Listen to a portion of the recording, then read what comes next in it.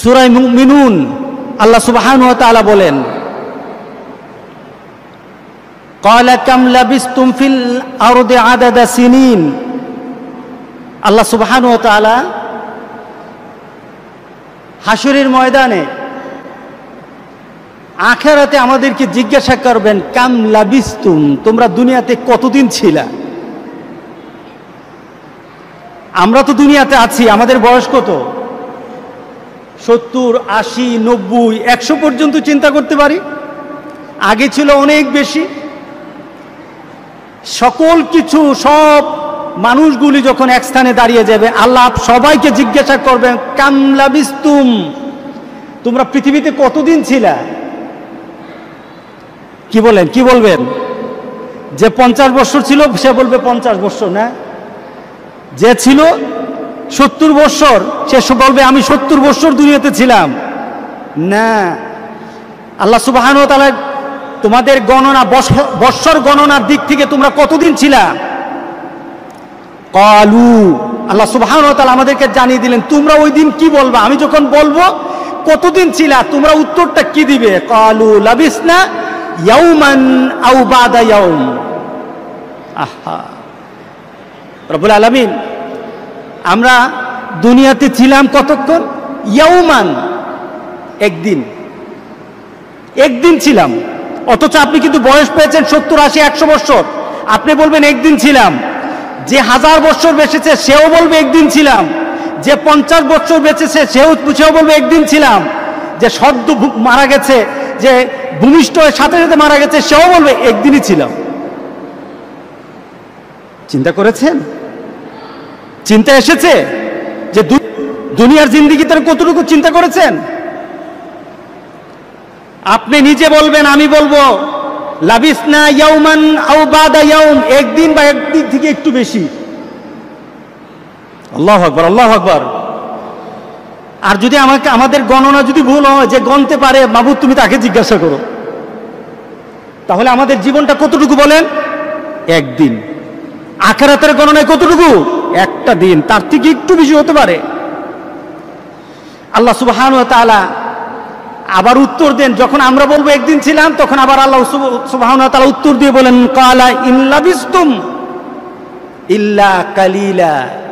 না না, তুমি একদিন মনে করছো না, একদিন তোমার দুনিয়ার জিন্দেগি ছিল না। ইল্লা কালিলা, তুমি দুনিয়াতে ছিলা অতি অতি অতি অল্প সময়, যেটা আখিরাত দিয়ে দুনিয়াকে গণনা করা যাবে না। আল্লাহু আকবার বলি, আল্লাহু আকবার। এই দুনিয়ার জন্যই তো অনেক কিছু করছেন, দেখি কথাতে মিলে কিনা, চিন্তাতে আসি কিনা দেখি। আল্লাহ সুবহানাহু, আপনি আমি বলবো একদিন ছিলাম বা তার থেকে একটু বেশি, আর আল্লাহ বলছেন না না, তোমার দুনিয়ার জিন্দেগি কালিলা, মানে অতি অল্প, অতি অল্প।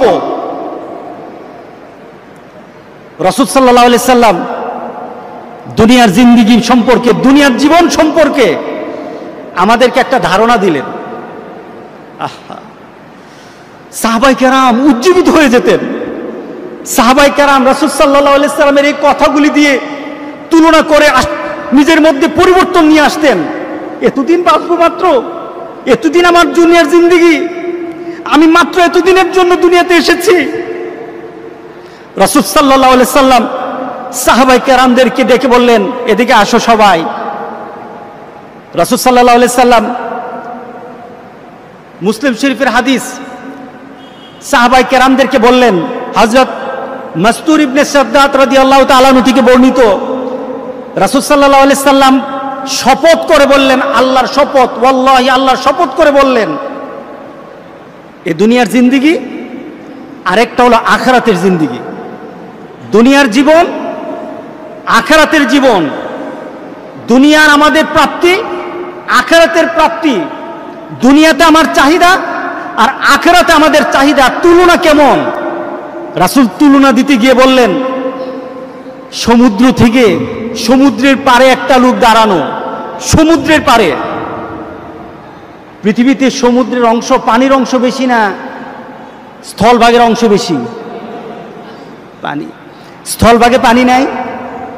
কি বলেন, পানি নাই? আমাদের দেহে পানি আছে কি না?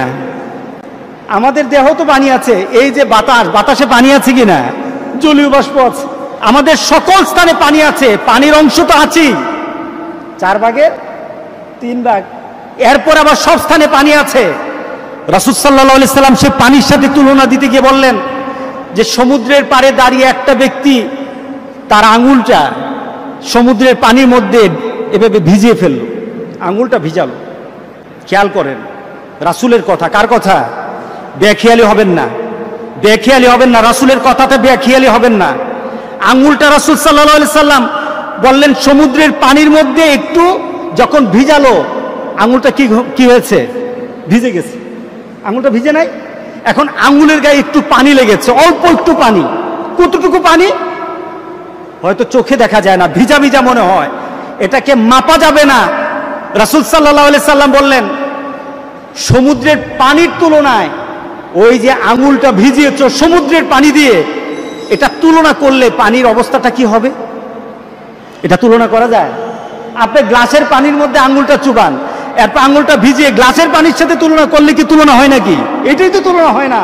রাসূল বলছেন গোটা পৃথিবীর সকল পানির তুলনায় বলো তো আঙুলে ভেজা পানিটার কতটুকু পরিমাণ হতে পারে?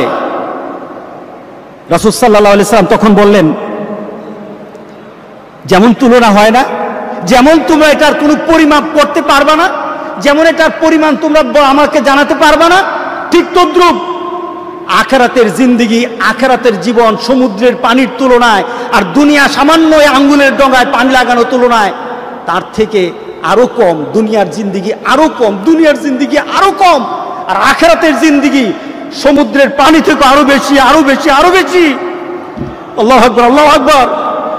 কারণ সেটারও একটা মাপ আছে, সেটারও একটা পরিমাণ আছে, সেটারও একটা শেষ আছে সমুদ্রের পানির।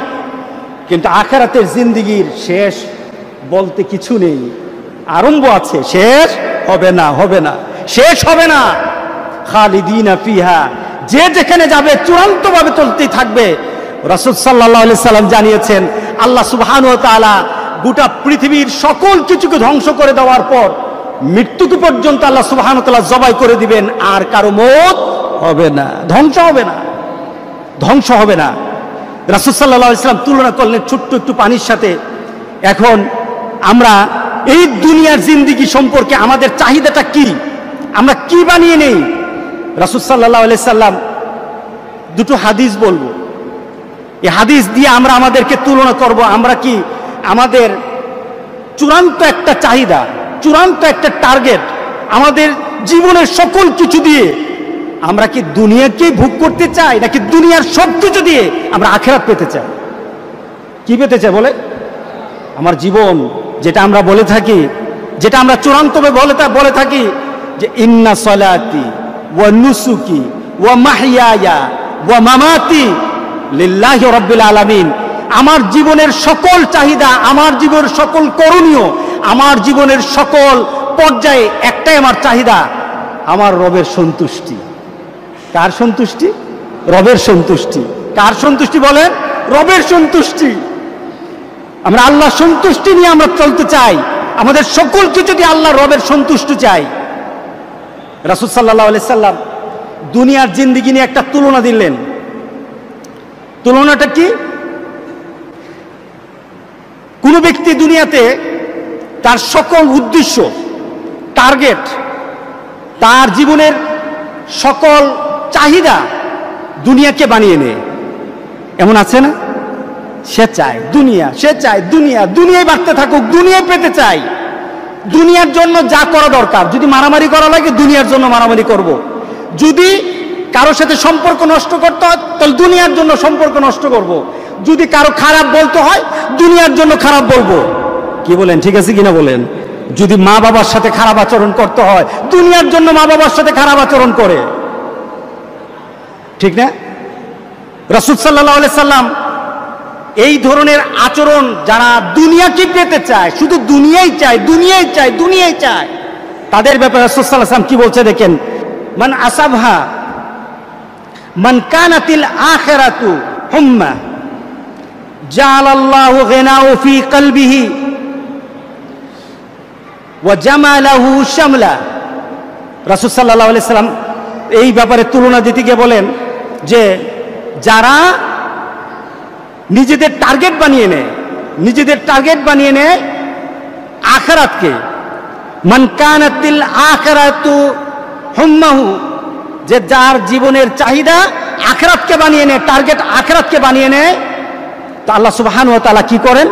জাআলাল্লাহু গিনাহু ফি কলবিহি, আল্লাহ সুবহানাহু ওয়া তাআলা তার অন্তরকে আল্লাহ সুবহানাহু ওয়া তাআলা ধনী বানিয়ে দেন। আলহামদুলিল্লাহ বলি। আপনি টার্গেট করবেন আখিরাত, আপনি টার্গেট করেন আখিরাত। আল্লাহ সুবহানাহু ওয়া তাআলা বলেন মানুষ ধনী হয় দুটো দিক থেকে, একটা হলো সম্পদের দিক থেকে আর একটা হলো অন্তরের দিক থেকে। দুদিকে ধনী মানুষ। আল্লাহ সুবহানাহু ওয়া তাআলা বলেন সম্পদ নেই কিন্তু আখিরাতকে টার্গেট করেছো, এর জন্য তোমাকে আমি অন্তরের দিক থেকে ধনী বানিয়ে দেব। সুবহানাল্লাহ, সুবহান।